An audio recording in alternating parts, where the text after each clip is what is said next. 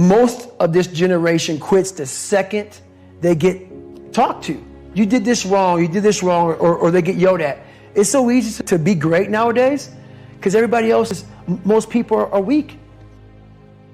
What do these people need to get started? Why aren't they starting? We all know the answer is fear. But the difference with you guys or me or anybody who's followed through is we're more afraid of what life would be like if we don't follow through than the person who's willing to settle for what they got and kind of hope it'll change and maybe purchase something for the moment and then not follow through on it. It's almost like people, overachievers, have a little more fear. They're a little more afraid of missing out. They're afraid of not being there, or they got a strong enough reason to follow through. It's not what happens that determines the quality or the quantity of your life. It's not what happens. And the reason is because what happens to about everybody. No different. The sun went down on all of us last night. A common event, a happening. And I found out that the same things can happen to two different people. One gets rich and one stays poor. Why is that?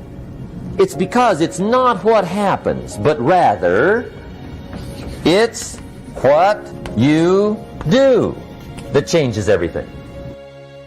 Most of this generation quits the second they get talked to.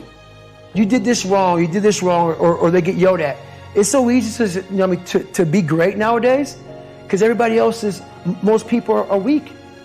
This is a softened generation. So if you have any mental toughness, any ability, if you have any fraction of self-discipline, the ability to not want to do it but still do it. If you can get through to doing things that you hate to do, on the other side is greatness. It is your job to make yourself whole. Not perfect, but whole and full.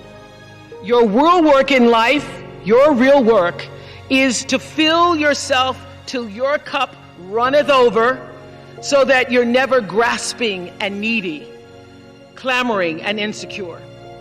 But that you can live your life assured in your worthiness and your right to be here and to become the best version of yourself as a woman being. By me running, I am callous in my mind. I'm not training for a race. I'm training for life. I'm training for the time when I get that 2 o'clock in the morning call that my mom is dead or something happens tragic in life. I don't fall apart.